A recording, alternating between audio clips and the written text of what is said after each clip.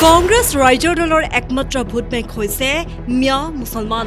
দুইটা পাৰ্টিৰ এতিয়া ভোট বেংক হৈছে মিয়া মুছলমান। দুয়োটা দলৰে মিত্ৰতা ভংগৰ আঁৰত আছে মিয়া মুছলমানখিনিয়ে। দুই দলৰ কাজিয়া যোৰহাট ডিব্ৰুগড়ক লৈ লগা হলে মনটো ভাল লাগিলহেঁতেন, কিন্তু কাজিয়াখন লাগিছে জনীয়া বাগবৰক লৈ। যদি কাজিয়াখন যোৰহাট ডিব্ৰুগড়ক লৈ লাগিলেহেঁতেন মনটো ভাল লাগিলহেঁতেন। কাজিয়াখন জনীয়া বাগবৰক লৈ লাগি আছে।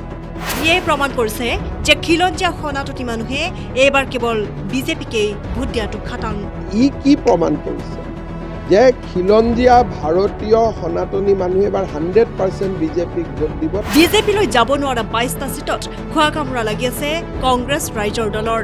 যি 22টা চিটত আমি যাব নোৱাৰো তাতে তেওঁলোকে খোৱা কামোৰা কৰি আছে। ইজনে সিজনক বিলাই থাকোঁতেই এতিয়া বিৰোধী দলপতিৰ আসনখনো যাবগৈ কংগ্ৰেছৰ হাতৰ পৰা। এতিয়া মই দেখিছো তেওঁলোকে ইজনে সিজনক বিলাই থাকোঁতে বিৰোধী দলপতিৰ আসনখনো তেওঁলোকৰ হাতৰ পৰা যাবগৈ।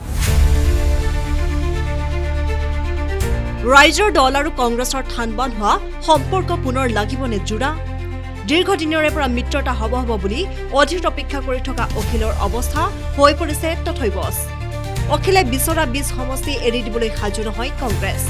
কংগ্ৰেছে কোৱাত 15টা সমষ্টিলৈ অখিলৰ দাবী হ্ৰাস কৰিছিল যদিও কংগ্ৰেছ ৰাজি নহয় ৰাইজৰ দলক 15খন আসন এৰি দিবলৈ, যাৰ বাবে এতিয়াও দুই দলৰ মাজত লাগি আছে তীব্ৰ সংঘাত।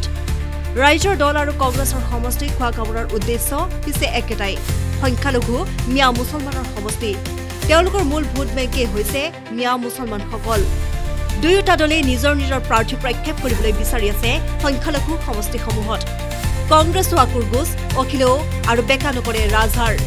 ইফালে কংগ্ৰেছ ৰাইজৰ দলৰ মিত্ৰতাক লৈ মুখ্যমন্ত্ৰীৰ পৰা আহিল মন্তব্য যে কংগ্ৰেছ ৰাইজৰ দলৰ একমাত্ৰ ভোট বেংকেই হৈছে মিয়া মুছলমান, যিকেইটা সমষ্টি বিজেপিৰ নহয়। দুয়োটা দলৰে মিত্ৰতা ভংগৰ আঁৰত আছে মিয়া মুছলমানখিনিয়ে। দুই দলৰ কাজিয়া যোৰহাট ডিব্ৰুগড়ক লৈ লগা হলে মনটো ভাল লাগিলহেঁতেন, কিন্তু কাজিয়াখন লাগিছে জনীয়া বাগবৰক লৈ। ইয়ে প্ৰমাণ কৰিছে যে খিলঞ্জীয়া সনাতনী মানুহে এইবাৰ কেৱল বিজেপিকে ভোট দিয়াটো খাটাং। বিজেপি যাব নোৱাৰা 22টা চিটত খোৱা কামোৰা লাগি আছে কংগ্ৰেছ আৰু ৰাইজৰ দলে।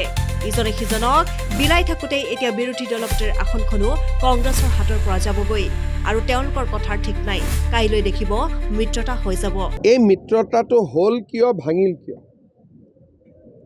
মুছলমান য'ত 90% আছে মিয়া মুছলমান, সেই চিটকেইটাৰ কাৰণে নহয় জানো?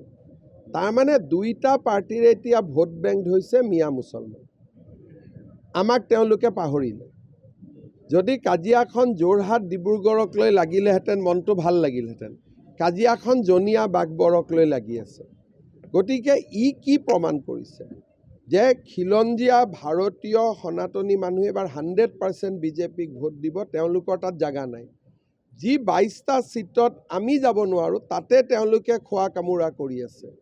সেইকাৰণে আমি তাত আমি বহুত কমেণ্ট দি লাভ নাই, কাৰণ সেই চিটকেইটা আমাৰ নহয়।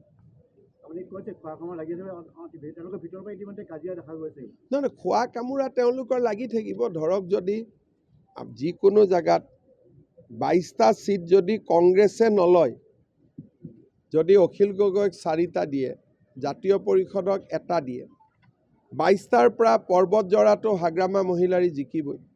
গতিকে 22টাৰ পৰা কেইটা কমি গ'ল? 6টাটো কমিয়ে গ'ল। 6টা কমি যোৱাৰ লগে লগে 16টা হ'ল।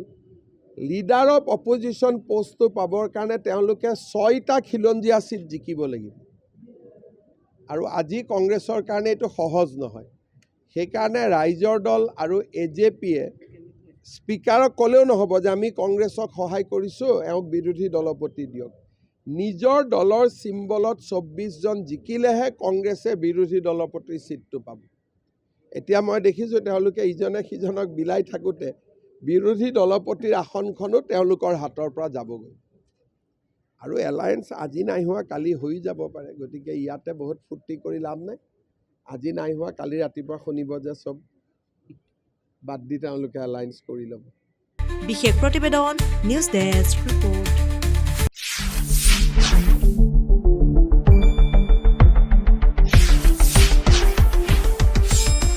শুদ্ধ আৰু বিস্তৃত বাতৰিৰ বাবে চাই থাকক নিউজ ডেস্ক ৰিপৰ্ট।